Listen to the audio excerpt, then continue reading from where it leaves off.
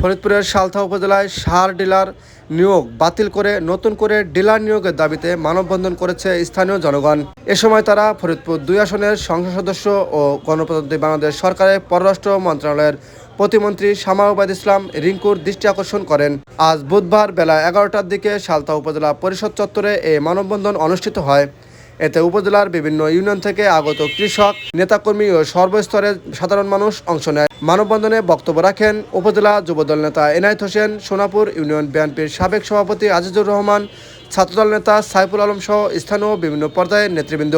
বক্তারা অভিযোগ করে বলেন, সালথা উপজেলার প্রতিটি ইউনিয়নে সার ডিলার নিয়োগ দেওয়ার কথা থাকলেও বাস্তবে সার ডিলার নিয়োগ ও সার বিতরণ নীতিমালা যথাযথভাবে অনুসরণ করা হয়নি।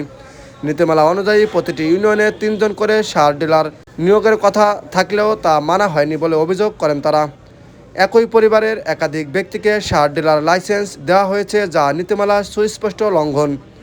বক্তারা আরও বলেন, সার ডিলারশিপে অনিয়ম ও সমন্বয়ের অভাবে অনেক ইউনিয়নের প্রকৃত নাগরিকরা তাদের ন্যায্য অধিকার থেকে বঞ্চিত হচ্ছেন, ফলে কৃষকদের সার সংগ্রহ করতে গিয়ে ভোগান্তির শিকার হতে হচ্ছে। কৃষি উৎপাদন সচল রাখতে এবং কৃষকদের স্বার্থ রক্ষার সার ডিলার নিয়োগ স্বচ্ছতা নিশ্চিত করার দাবি জানান তারা। মানববন্ধন থেকে 4 দফা দাবি তুলে ধরা হলো। দাবিগুলো হলো: 1 পরিবারের একাধিক সার ডিলার লাইসেন্স বাতিল করতে হবে। 2 সার ডিলারশিপের সমন্বয় করে ইউনিয়নের নাগরিকদের অধিকার নিশ্চিত করতে হবে এবং সার ডিলার নিয়োগ ও সার বিতরণ নীতিমালা 2025 যথাযথভাবে বাস্তবায়ন করতে হবে। 3 স্ব ইউনিয়নের নাগরিকদের নামে সার ডিলার লাইসেন্স প্রদান করে কৃষকদের সার প্রাপ্তির ভোগান্তি দূর করতে হবে। 4 আওয়ামী লীগ সরকারের আমলে দেওয়া সব সার ডিলার লাইসেন্স বাতিল করে নতুন করে স্বচ্ছ প্রক্রিয়ায় ডিলার নিয়োগ দিতে হবে। মানববন্ধন শেষে অংশগ্রহণকারীরা তাদের দাবি সম্বলিত একটি লিখিত স্মারকলিপি সালথা উপজেলা নির্বাহী কর্মকর্তা মোহাম্মদ সাইফুল ইসলামের কাছে প্রদান করেন। এ বিষয়ে উপজেলা নির্বাহী কর্মকর্তা মোহাম্মদ সাইফুল ইসলাম বলেন, মানববন্ধনকারীদের দেওয়া স্মারকলিপি গ্রহণ করা হয়েছে। বিষয়টি সংশ্লিষ্ট ঊর্ধ্বতন কর্তৃপক্ষের কাছে পাঠানো হবে এবং প্রয়োজনীয় ব্যবস্থা গ্রহণ করা হবে।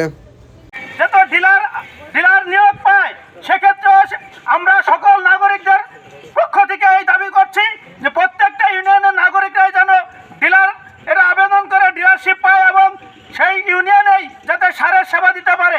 আমরা প্রশাসনের দৃষ্টি আকর্ষণ করছি, নীতিমালার বহির্ভূত যে সারের ডিলার এখনো বিদ্যমান আছে, দ্রুত সময়ের মধ্যে এই সারের ডিলার নিয়োগ ও সার বিতরণ নীতিমালা বাস্তবায়নের মাধ্যমে এই সমস্ত ত্রুটি এবং শুধরে